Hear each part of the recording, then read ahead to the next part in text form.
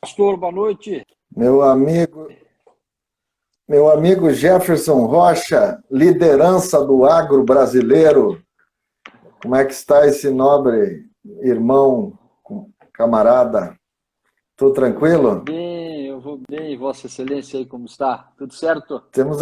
Temos aí na batalha contra o mal, Pois é, né? né? Cada dia uma notícia nova, né? Meu Deus do céu.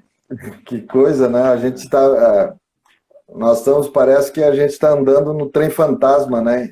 Em cada esquina um susto, Em cada né? esquina um susto, né? Uma novidade do mal aí. Mas vamos lá, acho que faz Que parte. Vamos coisa, lutar. faz parte. Não podemos, como é que diz o gaúcho, não podemos se mixar. Não podemos se entregar para os paraguaios, de jeito nenhum. Tô aqui fazendo um tempinho para entrar aqui, o pessoal está entrando aqui, né? Não. Nós estamos aqui com o Dr. Jefferson Rocha, ele é o presidente da Andaterra, uma associação do agronegócio, depois ele vai se apresentar melhor. Eu sou o pastor Joel Serra, sou presidente do Movimento Cristão Conservador. O Dr. Jefferson faz parte do Brasil Verde e Amarelo. E nós estamos aí numa luta já de algum tempo, né, Jefferson? Exato. E em defesa aí as nossas bandeiras, defesa dos princípios judaico-cristão, defesa da vida, da pátria, da liberdade, em defesa da propriedade, né? E o Dr. Jefferson é Exato, uma pastor. dessas lideranças. Nossa luta Dr. do agro Jefferson, sim. e dos segmentos aí que envolvem toda a sociedade. Na verdade, quando a gente assume uma bandeira como essa da liberdade, que é uma bandeira, como fizemos um movimento dia 15 de maio, pastor, você estava presente conosco lá em Brasília, né? A partir do momento que o movimento Brasil Verde e Amarelo começou a abraçar outras bandeiras que não só as setoriais, né? Não só as ligadas ao Sim, campo, né? Nós temos muitas verdade. lutas em comum, né? A gente tem que realmente juntar todos os segmentos da sociedade civil organizada, porque essas batalhas que se afiguram aí não serão nada Sim, fáceis, né? não. Bom, o nosso tema hoje é o passaporte vacinal, né? E as nossas liberdades aí. Nós estamos passando por um momento assim bem complicado, né, Jefferson? E o Dr. Jefferson tem estudado bastante esse tema. Ele tem essa pegada jurídica aí, ele é um advogado, né, conceituado no nosso país, né? E vamos falar sobre isso, Jefferson. O que nós temos aí dentro do direito, né? De escolher ou não. A questão, eu estava vendo, eu publiquei lá o nosso banner num grupo lá, né? Aí uma pessoa saiu dizendo, mas vocês são contra a vacina e não sei o quê, papapá. Eu disse para eles, amiga, você não sabe ler? Ninguém falou nada contra a vacina. Nós estamos falando contra o passaporte vacinal, que é diferente porque vacina, todo mundo tem o direito de ser vacinar ou não, né? Exato, Quem pastor. achar que não deve ser vacinar, não se vacina. Agora, nós temos que ter o direito de ir e vir, né? E não ser não ter nosso direito de ir e vir e ser abordados aí por uma obrigatoriedade, né, absurda, né, de passaporte. Como se o passaporte adiantasse ou mudasse a imunidade ou não, né, de quem está vacinado ou não. Exato. Mas fala aí, doutor Gerson. Bom, primeiro, agradecer o convite, agradecer o movimento cristão conservador, que é um movimento nacional muito importante para a direita brasileira, para a consolidação dos valores cristãos, da verdadeira democracia, da liberdade, que é uma bandeira que vocês abraçam, e que os cristãos realmente têm esse papel fundamental neste momento de guerra que nós estamos passando. Desde o início desta pandemia, no final de 19, início de 20, nós passamos a sentir na pele aí as restrições às liberdades, direitos e garantias individuais do cidadão. Pastor, eu tive a oportunidade aqui em Santa Catarina de ser um dos signatários de um dos primeiros pedidos de impeachment a serem protocolados no país contra o governador Carlos Moisés da Silva, que eu reputo ser um dos piores governadores da história do estado de Santa Catarina, tanto pela incompetência e inapetência administrativa, quanto pelas ações absolutamente liberticidas, né, contra o Estado de Direito e contra as pessoas. Decretos que cercearam a liberdade do cidadão de ir e vir, decretos que colocaram enclausuradas as pessoas sem poder trabalhar e que refletiram numa das piores crises econômicas já vivenciadas também pelo nosso país. Então, graças a governadores como Carlos Moisés, a prefeitos como o caso de Jean Loureiro, é que nós vivemos uma crise econômica jamais vista, né? Estas irresponsabilidades passaram aí as raias do bom senso, do que se tinha por óbvio, e avançaram aí contra a liberdade do cidadão. E aí nós caímos num problema seríssimo, pastor, que é justamente a violação, a agressão à Constituição da República. Eu acho que o nosso papel é muito importante nesse momento de informar os cidadãos brasileiros, de alertar as pessoas que esses decretos, que estas normas que porventura exigem aí, passem a exigir o passaporte sanitário, são normas flagrantemente inconstitucionais, pastor. E aí eu chamo a atenção para a nossa Carta Política, a Constituição da República, que tem os seus defeitos, ela não é perfeita, porém, no que diz respeito à garantia desses direitos, né, e liberdades individuais, ela traz em seus artigos cláusulas, verdadeiras cláusulas pétreas, que nos asseguram, como você bem disse, o direito, por exemplo, à mobilidade, direito de ir e vir, né? Está lá consignado no nosso artigo 5º. Artigo 3º da Constituição, constituem objetivos fundamentais da República, constituir uma sociedade livre, pastor. Caput do artigo 5º, todos são iguais perante a lei, tendo entre os princípios fundamentais o direito à vida e à liberdade. Liberdade. Né? Outra coisa, pastor, pouco se tem discutido até na esfera... Bom, primeiro, voltemos à vacina. A vacina é um experimento, né? Não podemos dizer que a vacina é um remédio consagrado ou com anos de uso, porque não é, né? Foi em tempo recorde. Eu não sou cientista, não questiono se funciona ou se não funciona. Agora, o fato é que é um experimento. E aí, pastor, nós temos que observar a lei, temos que observar o que diz a normatização. Código Civil, artigo 15, ninguém pode ser submetido com risco de vida a tratamento médico. Artigo 7º do decreto 592, pastor, Pacto Internacional sobre Direitos Civis. Isso foi recepcionado pelo Parlamento Brasileiro e tem status de norma constitucional. O que diz o artigo 7º? Será proibido submeter uma pessoa, sem seu livre consentimento, a experiências médicas ou científicas. Então, o que visa o passaporte? Se não constranger as pessoas a se submeterem a um experimento. Se não limitar a vida em sociedade de um indivíduo para que ele seja obrigado, sob pena de perder o emprego, sob pena de não conseguir tomar um ônibus, tomar um avião, tomar um táxi, não poder entrar num restaurante, não poder entrar num supermercado ou numa padaria, como vimos Sim. cenas, né, em Fortaleza, lá no Ceará, uma senhora não podia entrar na padaria para comprar pão porque não tem o passaporte da vacina. Isso tudo realmente é uma afronta, uma vil afronta aos direitos e liberdades fundamentais do cidadão.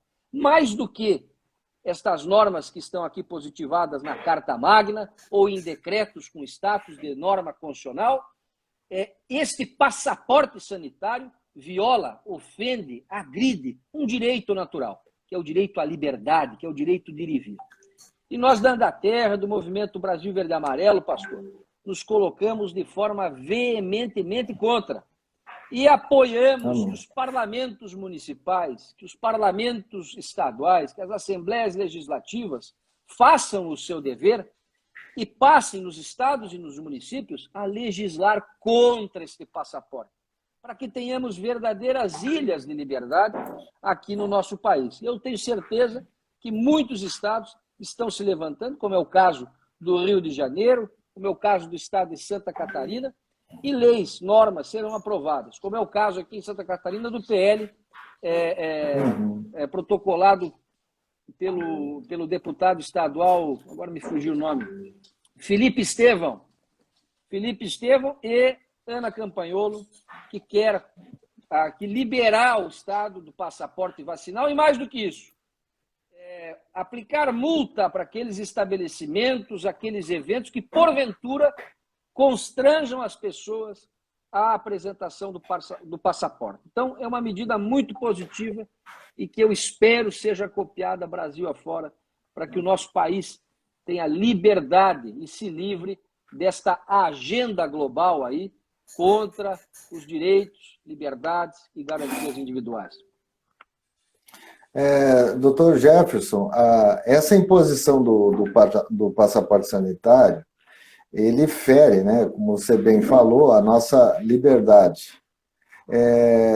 Eu gostaria que você desse uma ênfase a o porquê que ele fere, né? Isso está lá no artigo 5º, né, fala sobre a liberdade. Dá uma passada nessa, para as pessoas entenderem, porque a gente vê as pessoas ouvindo os decretos municipais aí, sendo dado por secretários municipais, como aconteceu aqui no Rio de Janeiro, um secretário municipal da prefeitura que faz um decreto determinando que os transportes coletivos, né, Uber, táxi, as pessoas tivessem que apresentar o passaporte para poder circular nesses veículos, né, nesse transporte. Pastor. Isso é um absurdo, porque isso fere, né, nós temos uma Constituição Federal, que é a que é a nossa Carta Magna, né, e a nossa preocupação ainda é maior, porque quando o STF, que deveria ser o guardião disso, ele corrobora com esse absurdo, né? Então aí você vê que nós estamos, olha, como diz o gaúcho, nós estamos num mato sem cachorro, né? Bom, pastor, vamos analisar como vive, quais são as atuais circunstâncias, né, em que o país está vivendo. Nós vivemos, infelizmente, nós não temos no nosso amado Brasil o Estado de Direito sendo respeitado. Nós temos um líder partidário hoje preso, né? Há meses está encarcerado, que é o presidente do PTB, licenciado Roberto Jefferson. Temos uma liderança também de movimentos sociais preso por crime de opinião, o Zé Trovão, que é até aqui de Santa Catarina, de Joinville, e, no entanto, réus confessos em liberdade. Assistimos ontem à liberdade, por exemplo, do ex-governador do estado do Rio de Janeiro, um réu confesso, né, confessou que cometeu crimes de corrupção e, no entanto, teve a sua punibilidade extinta por conta de uma decisão judicial. Bom, uma coisa é o que os tribunais superiores têm decidido. As pessoas que o compõem pensam. Outra é o que está positivado numa carta constitucional, que é auto-aplicável e que qualquer um com inteligência mediana, ao fazer a leitura, percebe que aquele direito tem que ser assegurado por todos, não só pelas autoridades, mas por todos os cidadãos. Então, voltando ao artigo 5º, pastor, por que o passaporte sanitário, o passaporte vacinal, ele é inconstitucional? Por exemplo, existe um dispositivo, inciso 15, né, do artigo 5º, que diz o seguinte: é livre a locomoção em todo o território nacional em tempos de paz. Qualquer medida que, usando um subterfúgio qualquer, impeça o seu livre e constitucional direito de ir e vir, é uma medida inconstitucional. Assim como nós temos também no artigo 8º o direito ao trabalho. Direito ao trabalho, que também é um direito à dignidade da pessoa humana, quando, por um motivo, um subterfúgio qualquer, é cerceado, fere a Constituição de morte. Eu tenho um exemplo aqui, pastor, de um amigo meu, aqui de Santa Catarina, que é professor que está dando aulas agora por conta dessa pandemia online, né? Sem ter aulas presenciais. E você acredita, pastor, que a Universidade Federal de Santa Catarina cobrou dele o passaporte vacinal para dar aula online? Tem cabimento uma coisa dessa? Então, se ele não apresenta o passaporte, ele vai ser demitido e vai perder o emprego. Ele vai perder a dignidade, vai perder o direito e o acesso ao trabalho.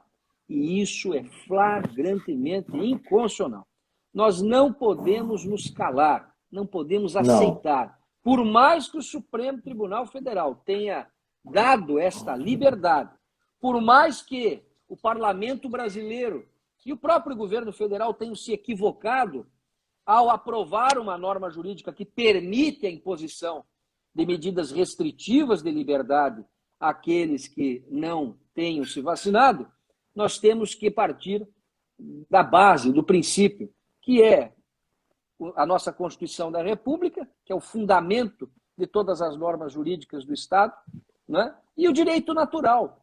O direito natural, ele transcende, inclusive, as próprias leis, né? É um direito que Deus, quando nos colocou no mundo, já nos deu desde quando nascemos, que é o direito à liberdade, que é o direito de ir e vir. Né? Então, não discutimos a eficiência, a eficácia de vacina ou coisa que o valha. O que nós discutimos é que cada cidadão, em sua liberdade individual, tem o direito de se submeter ou não a um tratamento experimental. Essa é que é a grande realidade. E não só no Brasil, mas movimentos no mundo todo que são contrários ao passaporte vacinal têm se levantado. Né? Nós apoiamos as medidas jurídicas que foram recentemente intentadas aí pela Associação Brasileira dos Advogados Conservadores. Cogitamos também em propor ações judiciais no mesmo sentido aqui no nosso estado de Santa Catarina. E eu acho que o trabalho agora mais importante, pastor, é ficar em cima dos parlamentos locais, né? Ficar apoiando esses projetos de lei, mobilizando as pessoas para que pressionem os seus parlamentares, que existe uma brecha aí naquela decisão do Supremo Tribunal Federal, que, vamos dizer, para descentralizar o poder da União, para enfraquecer o presidente Bolsonaro, o Supremo acabou delegando para estados e municípios a competência concorrente de legislar sobre essas matérias afeitas aí à pandemia. Uma delas é liberar ou não liberar, ou melhor, impor ou não impor o passaporte vacinal em seus territórios. E isso nos dá a possibilidade de pressão local em cima de deputados estaduais, de vereadores, para que façam legislações que não permitam esse abuso aí, essa violação à liberdade dos cidadãos. Então, eu acho que esse é o principal trabalho que nós podemos fazer nesse momento em busca da tão sonhada liberdade aí em tempos de pandemia. o nosso movimento, né, para quem não sabe, o Movimento Cristão Conservador, ele é um órgão de apoio do PTB. E o PTB se manifestou contrário, foi o único partido, Dr. Jefferson, foi o único partido no Brasil que se manifestou publicamente com manifesto contrário ao passaporte vacinal, e mais do que isso, nós entramos com um ADI, né? É assim que chama? Sim. Uma ADI que questionando isso no Supremo, né? Está sendo lá, deve ser pautado, talvez, né? Mas a gente sabe que, diante dessa posição, né? Dessa posição do STF em tirar os poderes do governo federal e delegar aos municípios e aos estados, esse posicionamento, né, isso deve ir para plenário e essa situação ela precisa ser discutida publicamente, né, de uma forma democrática. Eu acho que nós precisamos levantar essas questões, como você bem disse, nos parlamentos, especialmente Câmara e Senado, mas também tirar manifestações públicas, né, nas câmaras, nas assembleias legislativas, né, e nos movimentos. Eu acho que os movimentos de rua, todo esse grupamento, né, que tem se posicionado, nós não podemos ficar calados, né? Nós não podemos nos omitir diante desse tema tão relevante, porque daqui a pouco nós não vamos poder mais sair de casa.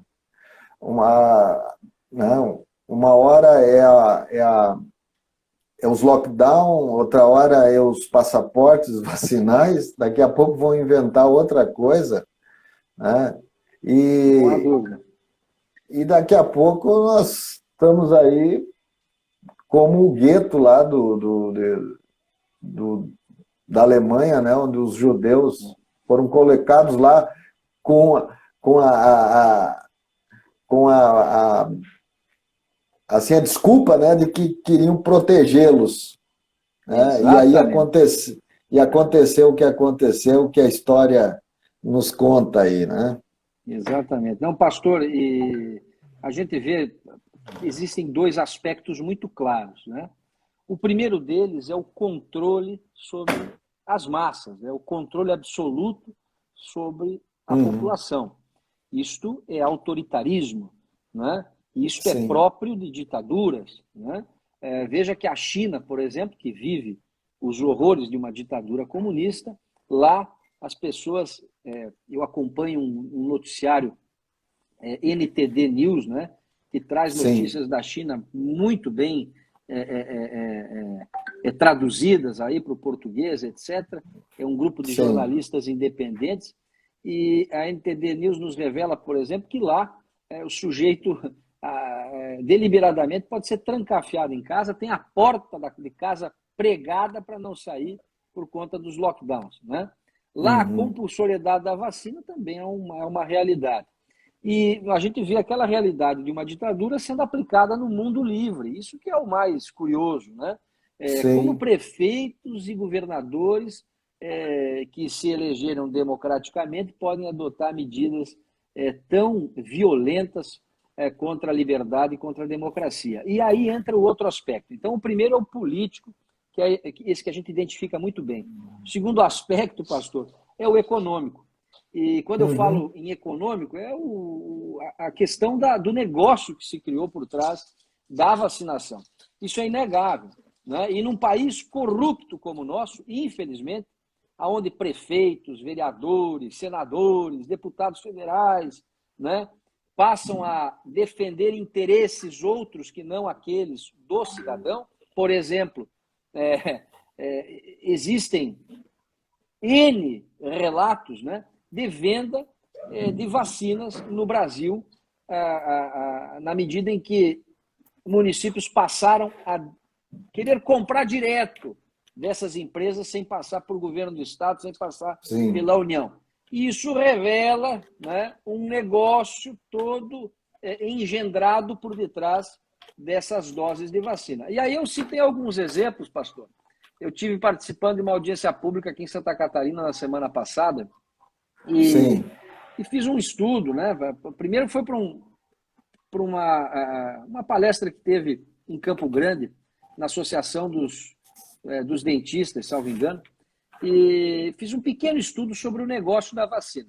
E, pastor, os números são incríveis. Por exemplo, as chinesas, pastor, Sinovac e Sinopharm, o que elas faturaram até agora, com esse ano e meio, vamos dizer, de pandemia, com esse ano de venda de vacina? Essas duas juntas, 47 bilhões de dólares. A Pfizer, que é a mais conhecida, Pfizer e BioNTech, a BioNTech alemã, 63 bilhões de dólares. Moderna, 19 bilhões de dólares. E aí tu pega, por exemplo, uma empresa como a BioNTech, a alemã BioNTech, há um ano, pastor, ela anunciava um prejuízo de 58 milhões de euros. Isso em 2019. Para um lucro de $500 bilhão em um ano. Por conta da milagrosa vacina. E aí, se nós começarmos a perceber os discursos que foram feitos lá atrás, de que seria uma dose, depois duas, hoje já fala em terceira dose. Eu vi uma notícia muito curiosa, até num grupo desses de discussão, alguém colocou lá, Pfizer garante que terceira dose elimina lá a nova variante Omicron, né? Aí logo na sequência uma outra notícia, no mesmo dia, dizendo o seguinte: CEO da Pfizer admite até uma quarta dose para combater a variante. Ou seja, se considerarmos, pastor, que cada dose de vacina aplicada custa aos pagadores de impostos, aos contribuintes, a da Pfizer, a bagatela de $12 por dose, não há dinheiro que chegue mesmo, né? Nós tivemos ano passado, só o Brasil gastou com a pandemia 700 bilhões de reais. Praticamente toda a economia com a aprovação da reforma da Previdência foi gasta, o que era para economizar em 10 anos foi gasto em um. Então, isso também tem que ser discutido. Num país miserável como é o nosso, né, você ficar gastando com doses de vacina, que sabe-se lá se tem uma eficácia comprovada ou não, como está sendo demonstrado aí com variantes acontecendo todo dia, são mais de 20 variantes desde o início da pandemia. Sim. É realmente algo temerário. E a julgar... E sem falar, abrir um parênteses aí, sem falar nos efeitos colaterais que têm levado pessoas a óbito, né? Exatamente. E outra coisa, pastor, o que tem se falado é o seguinte, que cada empresa dessas, né, quando atua no mercado, a Pfizer, a Covaxin, a Coronavac, a Janssen, bom, é um negócio. As Big Pharma, como são conhecidas, né, essas grandes empresas aí, produtoras de vacina, se a gente reunir, é umas 10 que comandam 100% desse mercado. É um oligopólio. Estas vacinas são todas patenteadas. Não se fala, por exemplo, em quebra de patentes, por que não?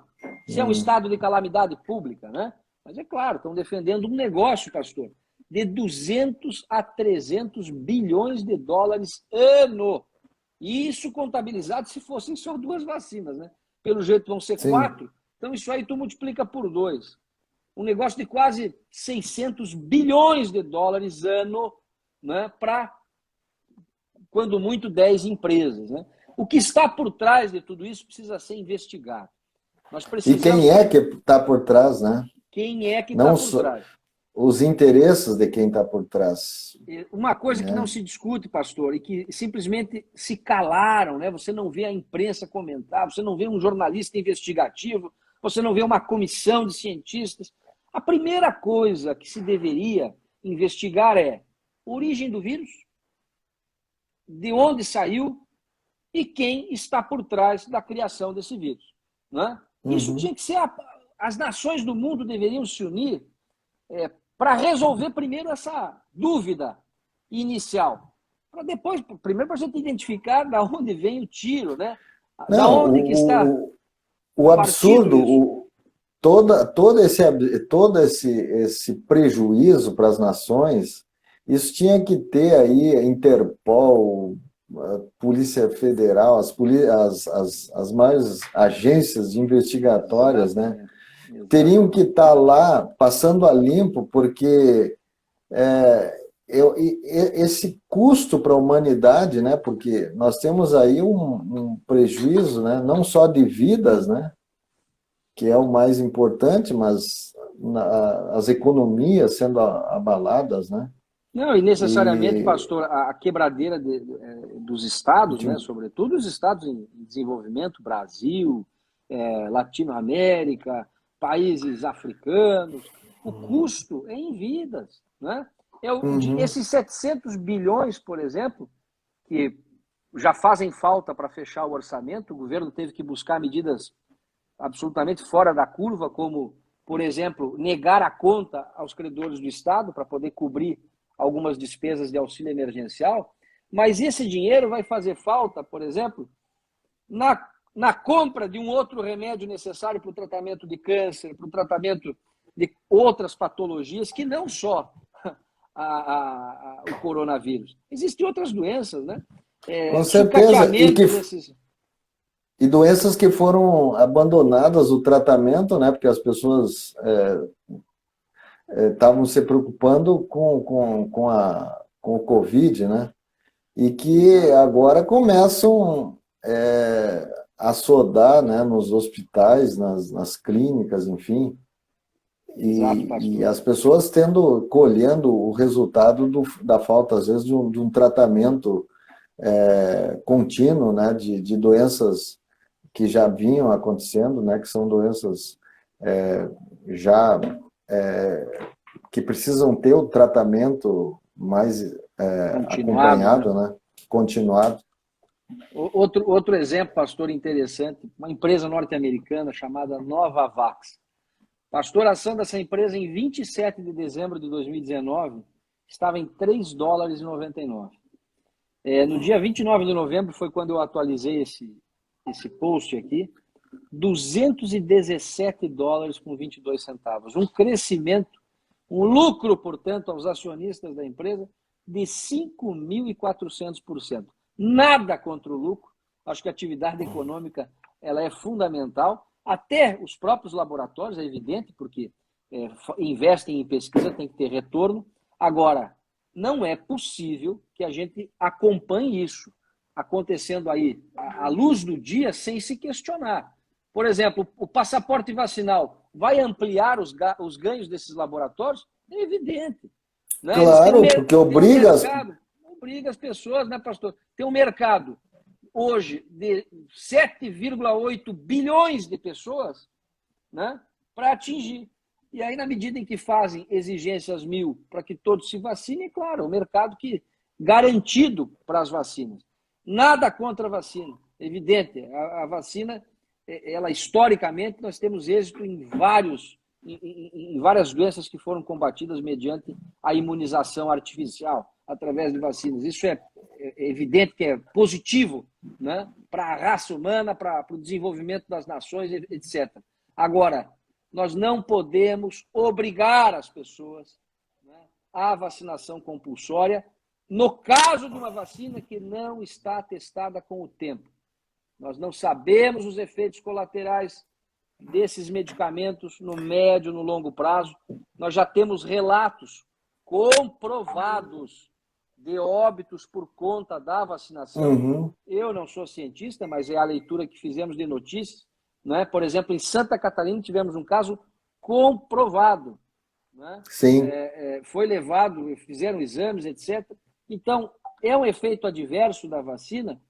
Outros medicamentos também têm efeitos adversos, só que aí é um direito que tem. Eu tenho direito de correr o risco. Né? Se eu quiser vacinar, é direito meu. A pessoa que não se vacina, ela assume o risco, né, por não se vacinar. Mas quando ela é obrigada a se vacinar, quem é que assume o risco? Quem é que assume o risco? Exatamente. Sobre falando em o efeito. Falando em risco, uma das exigências dessas empresas, né, para venda... Para fazer os contratos de venda é não assumir risco. Exatamente.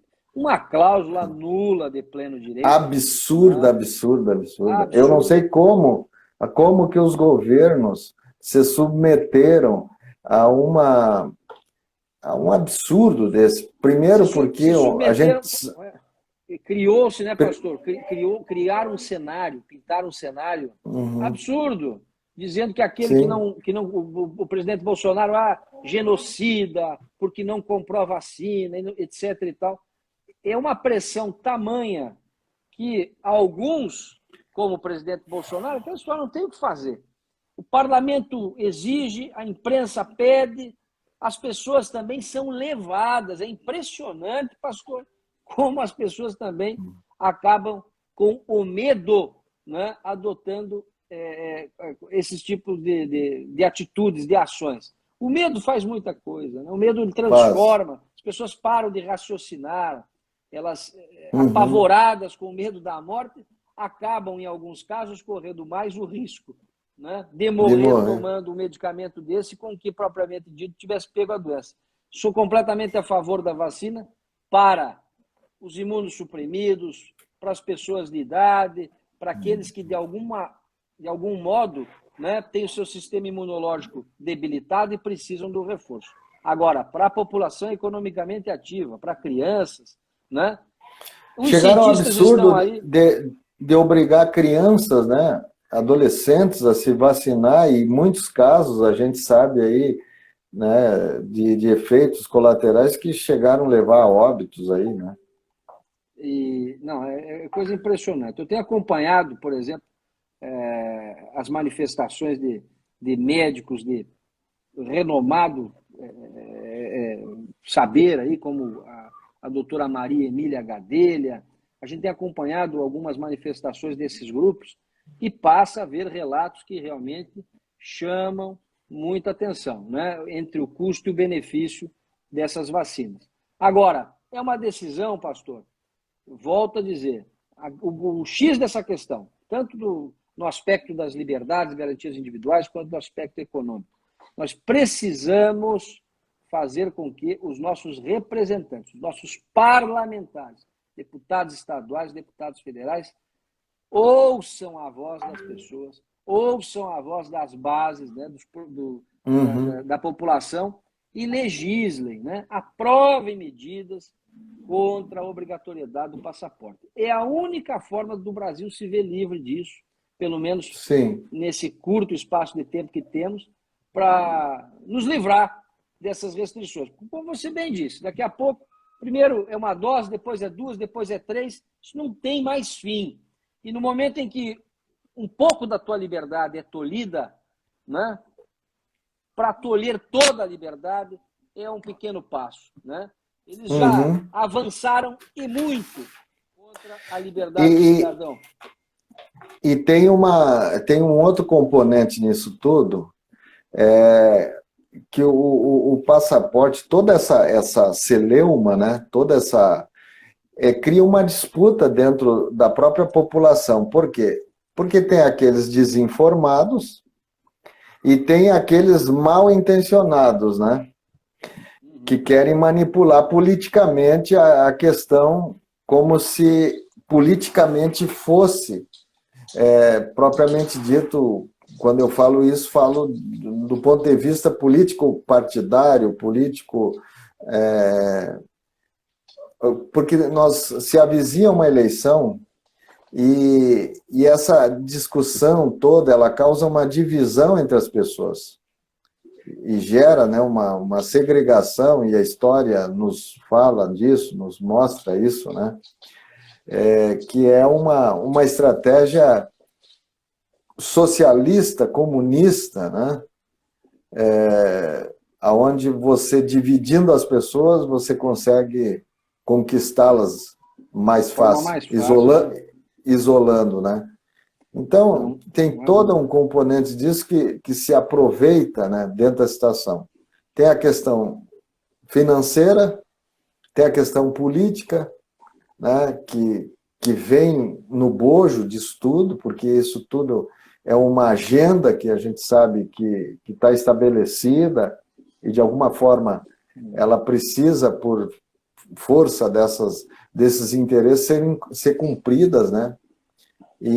Mas nós precisamos resistir e nós precisamos aumentar o nosso poder de fogo dentro dos parlamentos para estabelecer uma voz mais autêntica, mais forte, mais comprometida, né, com as liberdades, comprometida com o povo brasileiro, principalmente falando do nosso país.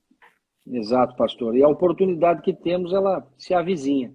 Né? Em 2022, o Brasil terá um divisor de águas. Né? A exemplo da mudança que se iniciou em 2018, agora é a consolidação desse processo de alteração, de mudança. Em 2018, nós percebemos, com a eleição do presidente Bolsonaro, que um homem só não faz nada. Né? Não. Um homem só, com meia dúzia de parlamentares, faz muito pouco.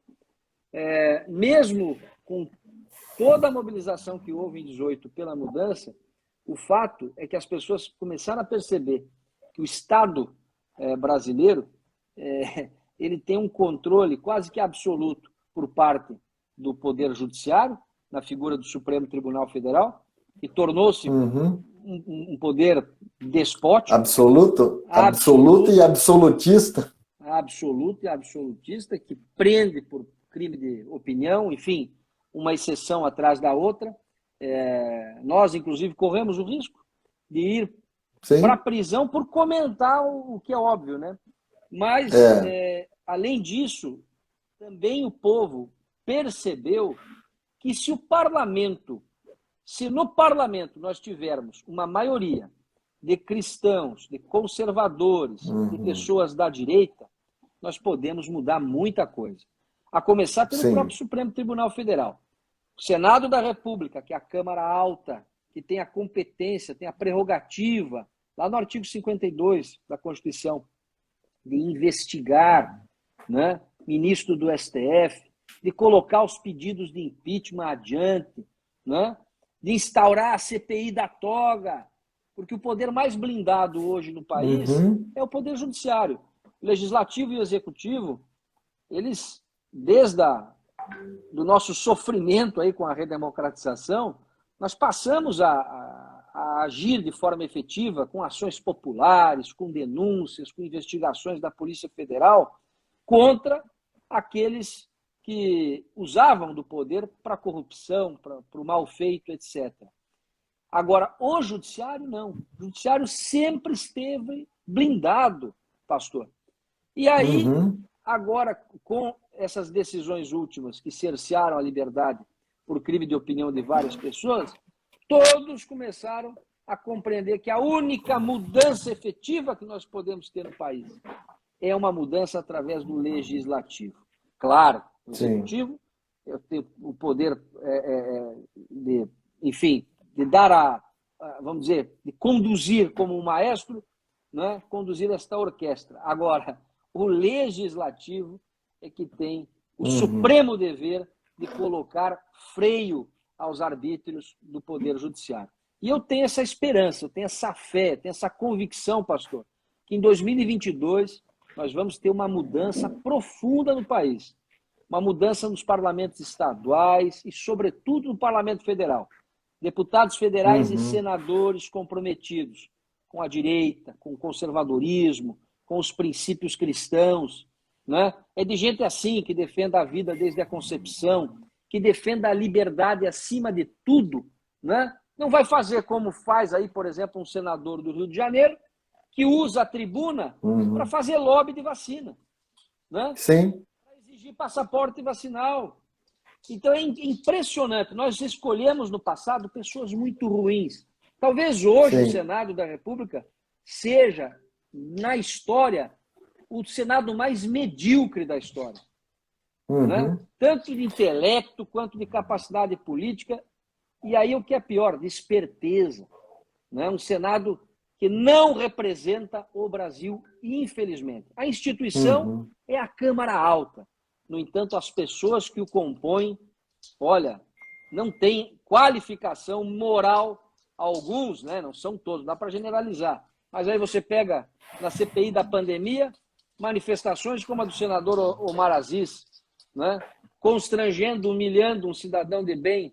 O caso aqui do nosso empresário Luciano Hang, do estado de Santa Catarina, foi humilhado, foi constrangido, assim como fez o senador Renan Calheiros, né? Senador Randolfo Rodrigues, ora, usando o parlamento para um fim completamente politiqueiro. Uma CPI da importância da CPI, que foi a CPI da Covid, que poderia ter investigado, por exemplo, pastor, aonde os desvios. Claro, os 33 milhões de reais que o governo do estado de Santa Catarina sumiu, né, com 33 milhões de reais na compra de respiradores fantasmas, que nunca existiram. Assim, aqui em Santa Catarina, você imagina, pastor, em municípios, em outros estados no Brasil. O Nordeste todo, né? O consórcio Nordeste, que lá está sob investigação ainda de uma CPI que não terminou, no Rio Grande do Norte, e que nós temos esperança que traga a lume alguns casos aí que possam ser punidos aí pelo rigor da lei, da norma. Mas o Senado, que tinha aquele papel, e num momento como esse, né, num momento delicado de abuso, né, de direito por parte de alguns ministros do Supremo, tinha que fazer alguma coisa, não faz. Por quê? Porque é um Senado que, infelizmente, não tem liderança, não tem pessoas lá que assumam esse compromisso.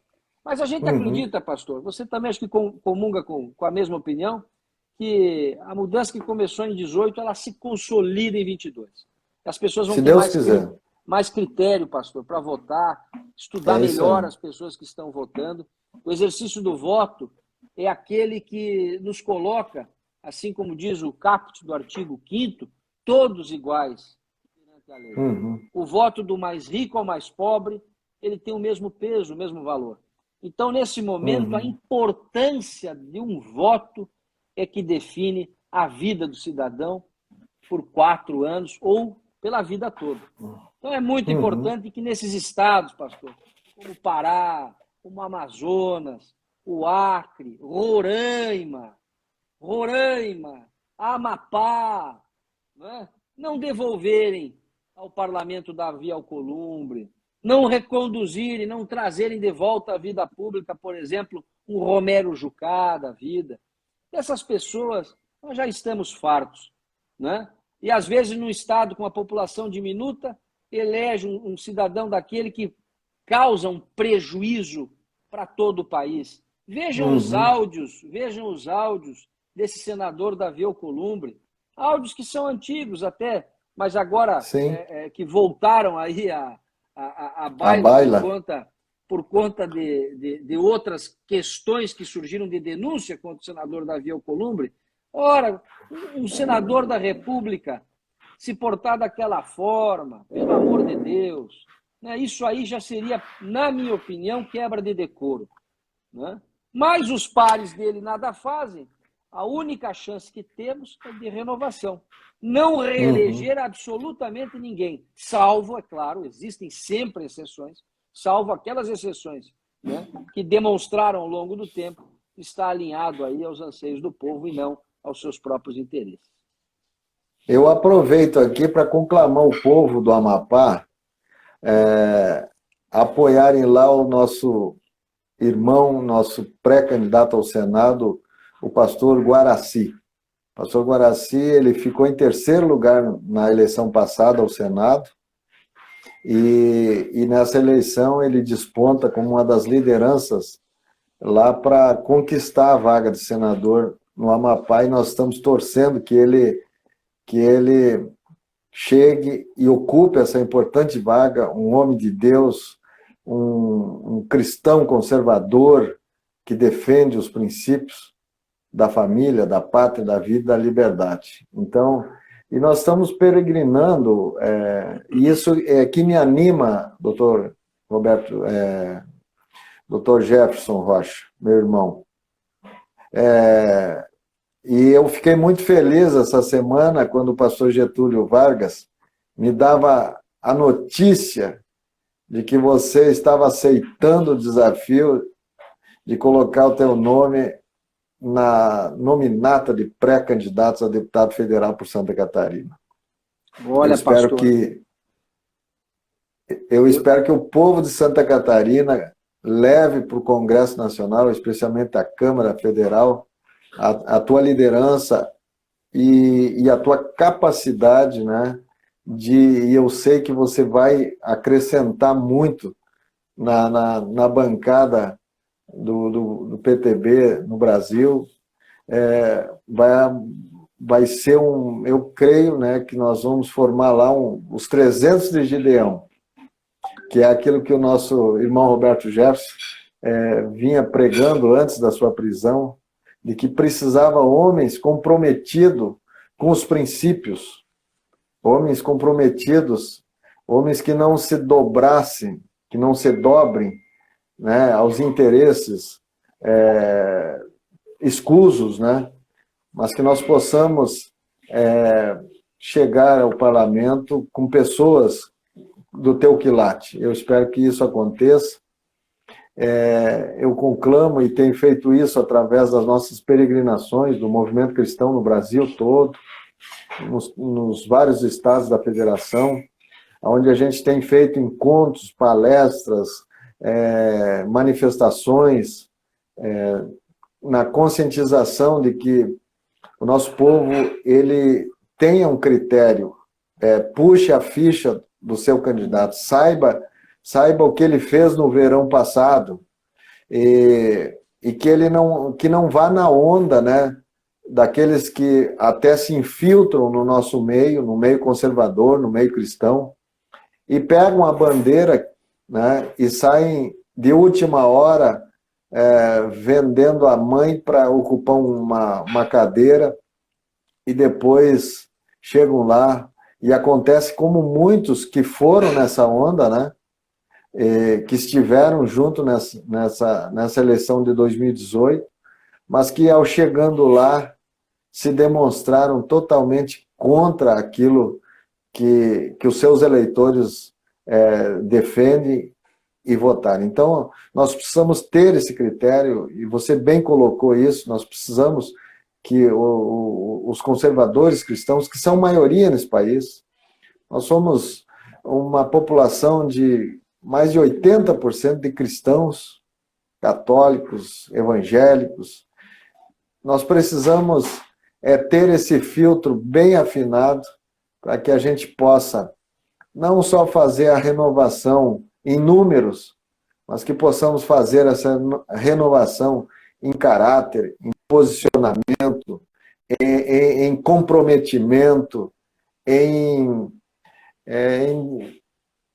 posição de fazer as mudanças que precisam e apoiar, se Deus quiser, o nosso presidente da República, que vai à reeleição e que também tem esse mesmo comprometimento. Eu acredito num Brasil melhor, acredito num Brasil justo. A entrada do doutor André Mendonça no STF é uma luz que brilha no meio da escuridão, e a palavra de Deus diz que aonde a luz entra, as trevas são dissipadas, e eu acredito que vem um novo tempo aí.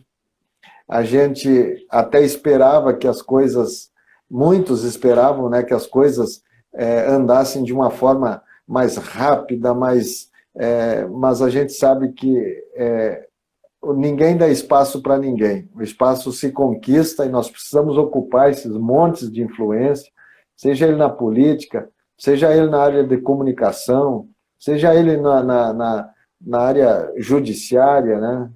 No meio jurídico, né? E em todas as áreas. São áreas de influência que a gente precisa ocupar com pessoas comprometidas, né? E nós não podemos nos omitir. E eu tenho visto isso, eu tenho visto a animação.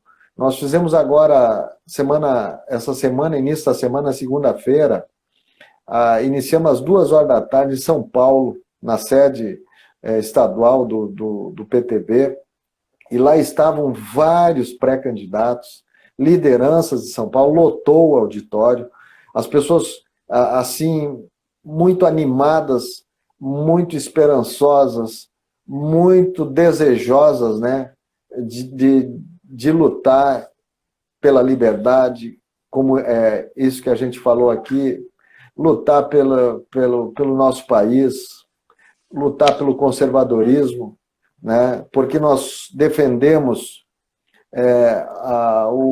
a liberdade, sim, econômica, né? A liberdade econômica, a defesa da propriedade, a defesa da vida, dos princípios, né, que nos norteiam, que são princípios judaico-cristãos, são princípios bíblicos, dentro de um governo justo, um governo bíblico, um governo que se estabelece com um fim maior de atender o povo lá na ponta. Nós queremos continuar nessa luta. O movimento conservador ele está nessa vanguarda, né?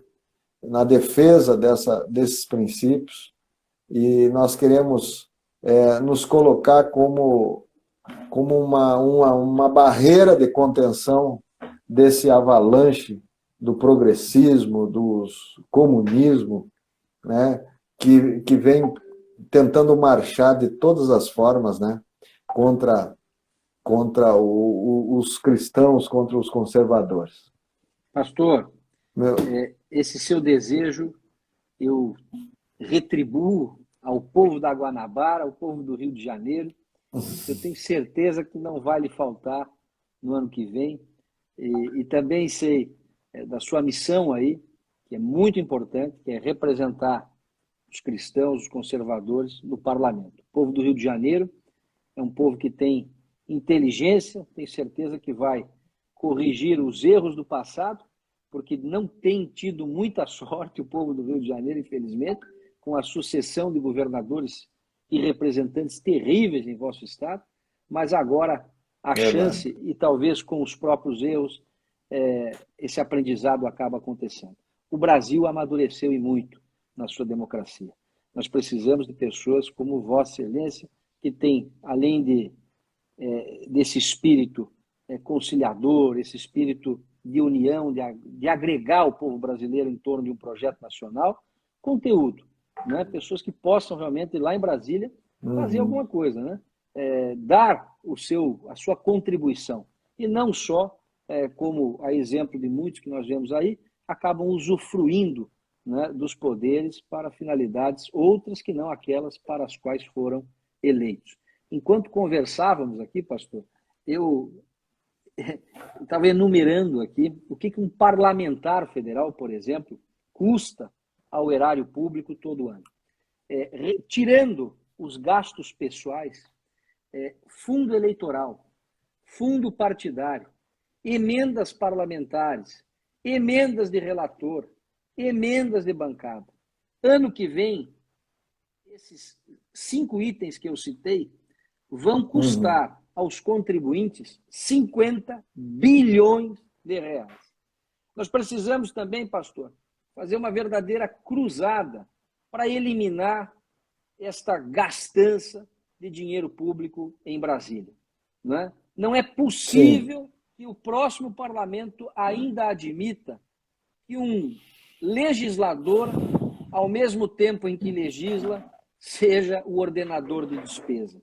A excrescência chamada emenda parlamentar, ela tem que ser dissolvida, tem que ser deletada do ordenamento. A emenda parlamentar acaba gerando clientelismo, corrupção. Né? Você tem um parlamentar com mandato que faz o ano todo caridade com dinheiro alheio. E mal gasto ainda. Um sujeito que é um parlamentar, deputado federal, ele não é um ordenador de despesa. Quem tem que ordenar a despesa é o executivo. O parlamentar, quando muito, isso ele deve fazer, é evidente, é indicar onde a despesa pode ser aplicada. Sim. Agora, ele executar a despesa como acontece no Brasil, essa excrescência, né? Então, são temas, eu acho que são desafios enormes que nós temos pela frente. Esse amadurecimento da democracia, ele precisa realmente ganhar corpo em ações práticas, né? Um comprometimento desses novos parlamentares em cortar na carne. Nós temos exemplo de alguns parlamentares que, com a economia que fizeram em seus gabinetes, economizando aí 2, 3, 4 milhões de reais por ano. Você imagina uma concentração de esforços. Por quê? Política não é negócio. Mandato não é negócio. A história do político profissional. A gente tem pessoas aí que você não tem profissão, o que o sujeito faz da vida? Não, é político. Política não é profissão. Viveu a vida toda, né? E essa transformação de consciência, que só vem com educação, com informação, com debate, ela está acontecendo e a passos largos.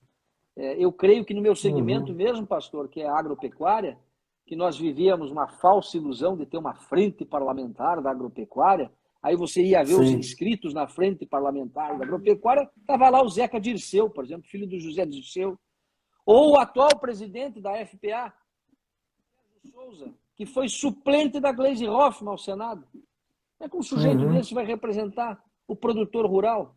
Então, os produtores, no meu segmento, acordaram. E essa resposta virá a galope em 2022. Eu creio que a transformação, a verdadeira mudança, se dará com esse exercício pleno da democracia.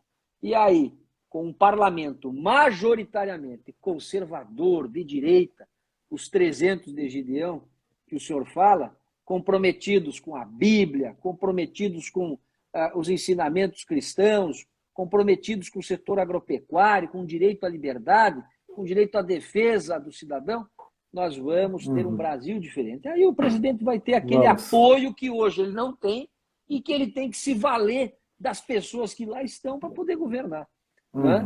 A ponto da gente ver um Ciro Nogueira, por exemplo, que é um sujeito que há 2 anos, abraçado com o Lula, dizia que era o melhor presidente da história do país. Sim, mas, fazendo juras de amor, né?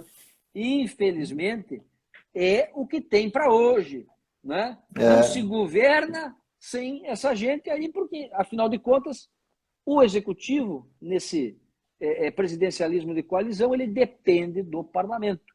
Agora, se tiver um parlamento com a cara do executivo, nós vamos ter uma transformação de verdade. Aí vai sobrar dinheiro, vai sobrar espaço no orçamento, né, para fazer as coisas que o Brasil precisa, que é infraestrutura. Quer melhorar a condição de vida das pessoas com saúde, com educação, com segurança pública, fazendo o básico que o poder público tem que fazer. O mais, pastor, deixa para o povo, deixa o povo trabalhar com liberdade e tenho certeza que nós seremos aí a nação dos trópicos, a primeira economia do mundo em curto espaço de tempo. Eu creio, Jefferson, e nós temos que preparar, a partir de 2022, a partir do novo parlamento, da nova composição, nós começar a preparar um ambiente, preparar um caminho para uma reforma constitucional. Essa Constituição de 88 é uma Constituição que virou um monstrengo, né? Ela virou uma anomalia, ela não reflete o anseio do que nós estamos vivendo hoje. Pastor, ela foi uma Constituição. A única coisa que essa Constituição tem de bom, e é bem curioso, aqueles que estão nos assistindo agora podem fazer esse exercício. Vão lá no Google, coloquem assim, Constituição de 1824, que é a primeira Constituição que nós tivemos no país, Constituição do Império. Tudo o que tem de bom na Constituição de 88 foi copiada de 24. O mais, aí fizeram uma colcha de retalhos, incluíram uma porção de direitos sem deveres E o pior, relativizaram, por exemplo, o direito de propriedade ao criar a figura dentro do direito de propriedade da função social que tem a propriedade. Função social virou uma coisa tão subjetiva que um sujeito, por exemplo, que eventualmente tenha derrubado uma árvore ou cortado uma árvore velha que já estava caindo, pode sofrer, além da penalidade ambiental, além da prisão, né? Não, vai que na árvore ainda tinha um ninho de gralha. Se for a gralha azul e morreu no tombo, é de 3 a 5 anos de cadeia. E, além disso, ter a sua terra desapropriada porque não cumpre a função social. Então, isso tudo, pastor, importante você ter tocado nisso. Eu tenho acompanhado um projeto de Constituição do deputado federal Luiz Felipe de Orleans e Bragança. Não é o texto definitivo, é só uma ideia, mas nós temos que trabalhar uma nova constituinte. E aí eu sou da seguinte opinião, pastor. Criar, através de um plebiscito e de uma emenda constitucional, uma nova composição para uma Assembleia Constituinte. Proibida a entrada de político. Deixar uma eleição só para aprovar e votar a Constituição. Só para constituintes. Um colégio constituinte, né? Que é o erro que não foi... Em 88, só tinha que dar errado essa Constituição, nesse aspecto, porque aproveitaram um parlamento já eleito para fazer uma Constituição e não dá. É claro que as pessoas acabam legislando influenciadas pelo mandato, né? Exato. Você tem que ter uma Constituição elaborada por um colégio constituinte, eleito especificamente para a Constituinte. Por quê? Porque quando ele vai concorrer, ele vai colocar o que ele vai defender. O que ele defende? O povo precisa saber qual é a posição daquele parlamentar e que defesa ele vai fazer numa Constituição que vai mudar a vida das pessoas, né? Então, mas nós temos muitos temas, meu irmão Jefferson. Nós temos muitos temas importantes que hoje se passa ao largo lá dos debates, né, do parlamento, que os debates hoje são, como dizia um amigo meu, são interesses que não interessam, na verdade, ao povo, aquele que, em última análise, é o que deveria ser atendido. Exato, mas que bom que a gente não está sozinho nessa batalha. A gente tem andado Brasil afora e tem encontrado guerreiros e guerreiras com essa mesma visão, né? E a gente tem procurado agregar, procurado congregar dentro do movimento cristão essas pessoas, dando-lhe a oportunidade de ter um espaço, né, dentro do partido, porque nós precisamos de um partido para concorrer. Está aí o presidente numa luta, numa guerra, numa briga para conseguir um espaço para ser candidato a presidente da República, ele sendo presidente. Então, para ver como os espaços políticos eles são muito restritos, né? Hoje o PTB, depois da reforma estatutária que foi feita pelo nosso líder, Roberto Jefferson, que transformou o Estatuto PTB num Estatuto cristão conservador, comprometido, e botou no papel e aprovou, né, aqueles parlamentares que forem eleitos pelo PTB, eles vão saber e vão ter a liberdade de poder defender de forma tranquila as suas ideias, as suas propostas, né? Porque vão saber que realmente o que eles defendem tem um apoio do partido e não poderão ser constrangidos, né, como muitos são, pela liderança, às vezes, do partido, que tomam a decisão por interesse próprio. Não, nós estamos nós começamos a preparar o caminho lá atrás, né, Jefferson? Eu vejo, pastor, o PTB Fala. hoje ele se destaca, né, entre as agremiações partidárias como a casa da direita brasileira. Né? Eu acho que o presidente licenciado Roberto Jefferson, a atual presidente, a Graciela Nienov, você, pastor, fizeram um trabalho muito importante dentro da agremiação, que foi torná-la, né, um porto seguro para aquelas pessoas que buscam hoje ter uma identidade dentro de um partido político que é tão difícil no Brasil. Né? Infelizmente, o nosso país tem uma gama enorme de partidos, contudo, os de direita, né, não existem. Não tem, né? não tem aí, espaço. Não tem espaço. E criar vamos dizer, esta casa, né, através da mudança do estatuto, através das comissões temáticas que representam muito bem os segmentos da sociedade, do conservadorismo, etc., foi muito importante. E aí, é claro, que só tem a destacar esse partido no âmbito nacional, e tenho certeza que a bancada dos conservadores, da direita, ela estará muito bem representada dentro dessa agremiação partidária.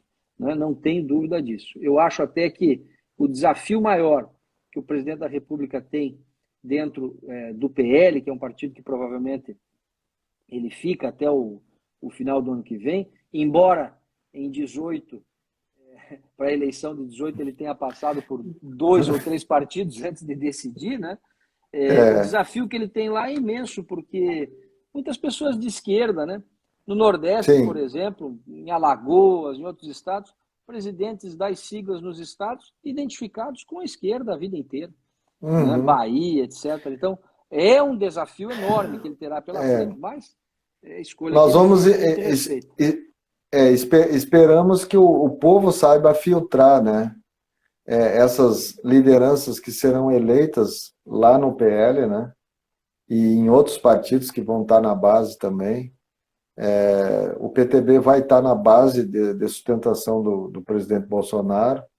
Essa semana, a nossa presidente nacional, Graciela Nienov, teve com o ministro Onyx, que foi o porta-voz do presidente Bolsonaro, convidando o PTB oficialmente para fazer parte da base de coalizão do próximo governo, né? E também convidando ela para fazer parte do colegiado dos presidentes de partidos que fazem parte. Então, isso nos anima, né? Eu acredito que esse alinhamento começa a acontecer. O PTB está aberto, como você bem disse, como a casa dos conservadores, a casa dos cristãos conservadores no Brasil, e aqueles que adentrarem as portas do PTB para serem candidatos vão encontrar, além de um estatuto estabelecido, comprometido, vão encontrar um ambiente fecundo, como diz o nosso presidente, para desempenhar a sua capacidade, a sua liberdade em se posicionar em defesa do conservadorismo cristão. E que nós possamos estar lá, se Deus quiser, ladeados aí por lideranças, né, que têm se destacado aí como pessoas com capacidade de fazer a diferença nesse momento que nós estamos vivendo no nosso país. Eu quero agradecer, Jefferson, aí a tua disponibilidade de participar dessa live. Ela vai ficar gravada lá, a nossa mídia. Aí quero agradecer aí a secretária de comunicação aí do Movimento Cristão, a Isis Vargas, né, que vai deixar gravado lá. Depois a gente vai publicar. Eu acredito que nós vamos ter mais audiência depois da publicação lá nas redes do movimento e do partido. E eu quero agradecer a tua disponibilidade, agradecer o teu apoio aí que você tem dado ao movimento, e com certeza você é um dos nomes nossos do movimento cristão aí em Santa Catarina. Amém, pastor. Eu aqui agradeço o convite e nessas batalhas pela liberdade, você terá sempre aqui em mim um soldado a mais aí para enfrentar estas batalhas. Eu tenho certeza que a gente juntos, né, nós vamos conseguir, com todos os segmentos da sociedade civil organizada, vencer essa luta contra o passaporte sanitário. Vamos fazer do Brasil talvez uma ilha no mundo, né, dos conservadores, da direita, aonde a liberdade há de prevalecer. E eu faço aqui minhas considerações finais, pastor, fazendo um apelo, né, para que o presidente Roberto Jefferson, esta grande liderança que hoje tem a sua liberdade cerceada, seja colocado em liberdade. Nós precisamos de restabelecer no nosso país o Estado de Direito. E ele só será restabelecido quando estas prisões por crime de opinião cessarem definitivamente. Nós tivemos, desde o dia 7 de setembro até agora, uma espécie de mudança nos ares da República, né? Onde legislativo, executivo e judiciário aparentemente entraram numa calmaria, numa pacificação. Agora, essa pacificação ela só se materializa no momento em que nós não tivermos mais presos políticos por crime de opinião em nosso Estado. Então, nós não podemos admitir que isso ainda ocorra e vamos fazer esse apelo de que futuramente, e brevemente, o presidente licenciado Roberto Jefferson possa estar em liberdade, possa usufruir desse bem maior que todos nós temos aí, que é o direito de viver, que é o direito de participar da vida em sociedade e, no caso dele, uma grande liderança política, até de conduzir os rumos da nação, tenho certeza. Tá joia, Com pastor? certeza. Um grande abraço. Muito obrigado. E já que você falou no nosso irmão Roberto Jefferson, nós temos, e eu quero publicamente falar aqui, né? Ele é um dos nossos nomes para o Senado da República, aqui no Rio de Janeiro. E o PTB vai oferecer o nome do Roberto Jefferson para o Brasil, né? Através do Rio de Janeiro, e eu creio que o Rio de Janeiro irá se redimir, como você bem falou, e colocando um homem experimentado, colocando um parlamentar experimentado como ele é, um grande legislador, né, e combativo, no Senado da República. Eu acho que o Rio de Janeiro oferece ao Brasil o que ele tem de melhor nos seus quadros. Roberto Jefferson, em 23 do Senado da República, passando a limpo grandes questões nacionais e a primeira, justamente o Poder Judiciário. Nós precisamos de uma CPI que investigue os crimes que acontecem dentro do Poder Judiciário. O Brasil precisa, né, que os pedidos de impeachment que repousam lá, que nunca foram analisados, sejam, de uma vez por todas, julgados por quem de direito, que é o Senado. Então, o presidente Roberto Jefferson, ele tem essa capacidade intelectual, é um conhecedor do direito, é um parlamentar experimentado, talvez é a pessoa, vamos dizer, ideal para liderar esse processo no Brasil de moralização do poder judiciário, né? A gente vive praticamente todo dia vendo o desmonte daquela operação que levou à prisão milhares aí de malversadores do dinheiro público, sendo colocados em liberdade por conta de um judiciário que não está exercendo seu papel nos tribunais superiores. E o Senado tem essa prerrogativa. Então eu faço votos aí de que a sua indicação aí, de que o seu objetivo do partido aí realmente ele se materialize e que a gente tenha essa possibilidade de ter no Senado da República o presidente Roberto Jefferson, o senador do Brasil, não só do estado do Rio de Janeiro. Mas tá, joia. Grande abraço, pastor. Muito bem. Tá um abraço, meu irmão. Deus te abençoe aí. Fica na paz. Tamo junto. Até a próxima. Abraço. Tchau, tchau. Valeu. Tchau, tchau.